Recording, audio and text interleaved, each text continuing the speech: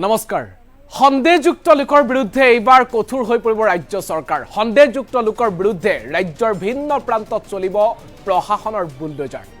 12খনকৈ জিলাত বৰ্তমান অৱস্থাত সংখ্যালঘুত পৰিণত হৈছে অসমীয়া আৰু বৰ্তমান এই অঞ্চলসমূহত যিসমূহ সন্দেহযুক্ত লোকে বাস কৰিছে গৰুখুটি কচুতলিতকৈ অধিক কঠোৰভাৱে সেই সকল লোকক উচ্ছেদ কৰা হ'ব ৰাজ্য চৰকাৰৰ তৰফৰ পৰা ৰাজ্যৰ মুখ্যমন্ত্ৰীয়ে এই হুংকাৰ দিছে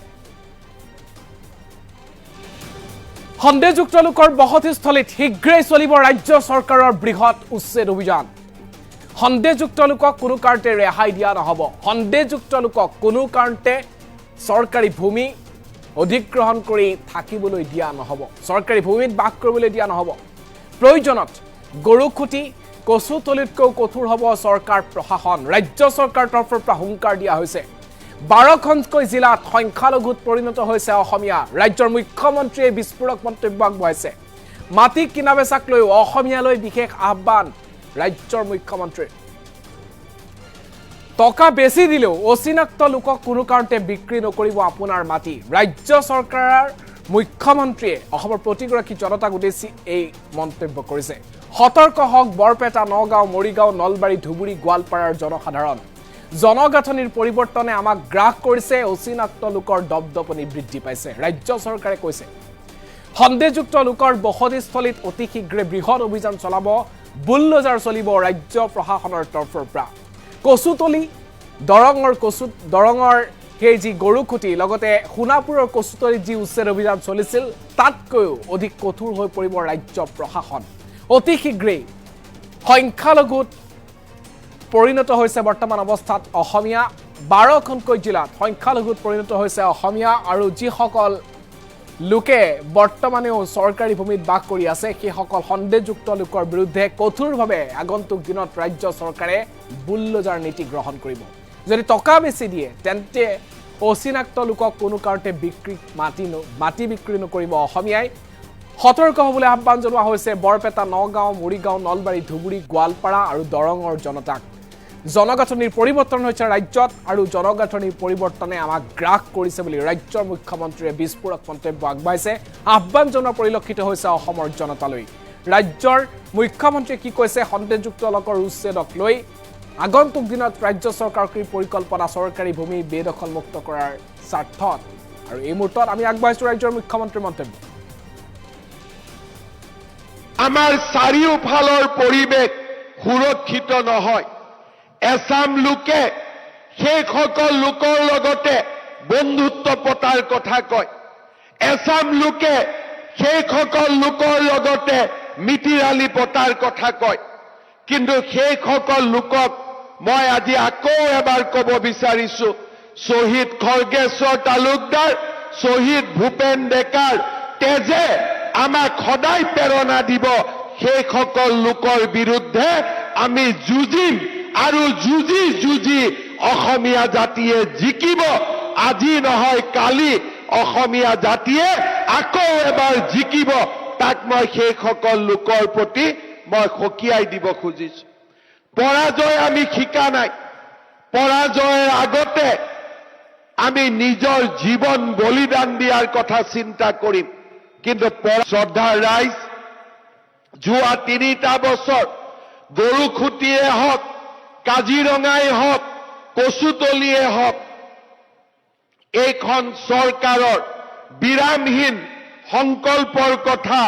আমাক আকৌ এবাৰ সন্মুখলৈ লৈ আহে আজি আমি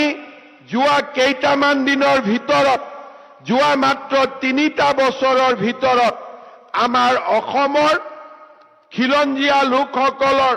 ভূমিক সুৰক্ষা কৰিবৰ বাবে আমি এফালৰ পৰা আমি আমাৰ দায়িত্ব পালন কৰাৰ বাবে আগবাঢ়িছো যি কাজিৰঙাৰ সমীপত এদিন সন্দেহযুক্ত লোকে তেওঁলোকৰ এক প্ৰকাৰে দুৰ্গ নিৰ্মাণ কৰিছিল সেই কাজিৰঙাক আজি আমি সুৰক্ষিত কৰিছো আজি আমি কাজিৰঙাৰ সমীপত আমি সন্দেহযুক্ত লোকক আমি আঁতৰাই পঠিয়াইছো গৰুখুটি প্ৰকল্পৰ আৰম্ভণি কৰি সন্দেহযুক্ত লোকৰ পৰিৱৰ্তে অসমীয়া লোকৰ আত্মনিৰ্ভৰশীলতাৰ এক নতুন ইতিহাস নিৰ্মাণ কৰিছো। কন্যাকাৰ সফলতাই অসমীয়া লোকৰ আত্মনিৰ্ভৰশীলতাৰ প্ৰমাণ দিয়ে। আজি কচুতলিত ট্ৰাইবেল বেল্ট এণ্ড ব্লক পুনৰ উদ্ধাৰ কৰি অসমৰ জনজাতীয় লোকসকলৰ ভূমিৰ অধিকাৰ সুৰক্ষিত কৰিবৰ বাবে আমি প্ৰচেষ্টা কৰিছো। আপোনালোকে জানি ভাল পাব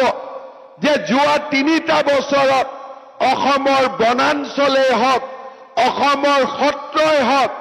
অসমৰ নামঘৰেই হওক, সন্দেহযুক্ত লোকৰ পৰা আমি 10,000 হেক্টৰ ভূমি বেদখল কৰিবলৈ সক্ষম হৈছো। কোনোবাই যদি মোক কয় 10,000 হেক্টৰ ভূমি মানে কিমান, চণ্ডীগড়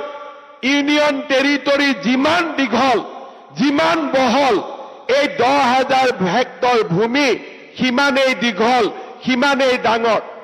আমাৰ মনত স্পষ্টভাৱে আমাৰ প্ৰাণত শক্তি আছে, আমাৰ সংকল্প আছে। লাহে লাহে আমি অসমৰ প্ৰতি ডোখৰ ভূমি, প্ৰতি টোপাল মাটি, প্ৰতি টোপাল পানী আমি সন্দেহযুক্ত লোকসকলৰ পৰা উদ্ধাৰ কৰিম আৰু খিলঞ্জীয়া লোকসকলৰ ব্যৱহাৰৰ বাবে ইয়াক আমি লৈ আহিম। খেতি পথাৰত খেতি কৰিবৰ বাবেও আমি অচিনাক্ত লোকক মাতিব আৰম্ভ কৰিলো। আমি যিখন ৰিক্সাত উঠো, আমি যিখন অটো ৰিক্সাত উঠো, আমি যিখন বাছত উঠো, সিও যেন অচিনাক্ত লোকে চলাবলৈ আৰম্ভ কৰিলে। অচিনাক্ত লোকে অসমৰ অৰ্থনীতিটোক নিজৰ হাতলৈ লৈ যাব আৰম্ভ কৰিলে। অসমৰ যুৱক যুৱতীসকলে অসমীয়াক সেই অচিনাক্ত লোকসকলৰ পৰা ৰক্ষা কৰিব লাগিব। যিমানেই টকা নিদিয়ক কিয়, যিমানেই মূল্য নিদিয়ক কিয়, নিজৰ মাটিডোখৰ যাতে কেতিয়াও আপোনালোকে অচিনাক্ত লোকক বিক্ৰী নকৰে, তাৰ বাবে মই আহ্বান জনাম। এই জামুগুৰি হাটৰ পবিত্ৰ মঞ্চৰ পৰাই মই বৰপেটা, নগাঁও, মৰিগাঁও, নলবাৰী, ধুবুৰী, গোৱালপাৰা ৰাইজক আহ্বান জনাম, দৰঙৰ ৰাইজক আহ্বান জনাম, কোনোবাই 1 টকা বেছি দিলেও আমাৰ যাতে মাটি আমি যাতে কেতিয়াও অচিনাক্ত লোকক বিক্ৰী নকৰো, তাৰ বাবে আজি আমি এই দিনটোত পণ ল'ব লাগিব। অসমীয়াৰ হাতৰ পৰা মাটিডোখৰো যদি আঁতৰি যায়, জীয়াই থকাৰ বাবে আমি পৰিচয় নোপোৱা হ'ম। আমাৰ মনবোৰ বেদনা আৰু দুখেৰে পৰিপূৰ্ণ হয় যেতিয়া অচিনাক্ত লোকে কয় যে আমি মাছ বিক্ৰী কৰা বন্ধ কৰি দিম, যেতিয়া অচিনাক্ত লোকে কয় যে আমি নহলে উজনি অসমত কাম নহব। সেই দিনটোতকৈ চৰম অপমানৰ দিন জাতিটোৰ বাবে একোৱেই নাথাকে। কোনোবা অচিনাক্ত লোকে যদি খাৰুপেটীয়াৰ পৰা কয় যে আমি নোখোৱালে তোমালোকে খাব নোৱাৰিবা, তাতকৈ আৰু ডাঙৰ অপমান জাতিটোৰ বাবে একোৱেই হ'ব নোৱাৰে। কাৰোবাৰ অচিনাক্ত লোকে খেতি কৰিব আৰু সেই খেতিৰ শাক পাচলিৰ মূল্য বাঢ়িছে নে কমিছে, তাৰ ওপৰত আমি টিভিত গৈ টক শ্ব' কৰিম, সেয়া অসমীয়া জাতিৰ ভৱিষ্যত হ'ব নোৱাৰে। অসমীয়াই বছৰৰ বাবে প্ৰয়োজনীয় নিজৰ খাদ্য নিজৰ ঘৰৰ বাৰীত উৎপন্ন কৰিছিল। দলগাঁও খাৰুপেটীয়াৰ পৰা অহা আলু, তাৰ দাম কিমান হ'ব, তাৰ জল্পনা কল্পনা অসমে নিজৰ ইতিহাসত কেতিয়াও কৰা নাছিল। অসমীয়া লোকক মই ইজৰাইলৰ ইতিহাস পঢ়িবলৈ আহ্বান জনাম। মধ্যপ্ৰাচ্য আৰবৰ চাৰিওফালে এই দেশখনক মুছলমান মৌলবাদীসকলে আগুৰি ৰাখিছে। ইৰাণ, ইৰাক শক্তিসমূহৰ মাজত ইজৰাইলে কেইমুঠিমান লৈ প্ৰযুক্তি, বিজ্ঞান আৰু পৰিশ্ৰমৰ জৰিয়তে এক অভেদ্য জাতিলৈ নিজক ৰূপান্তৰ কৰিছে।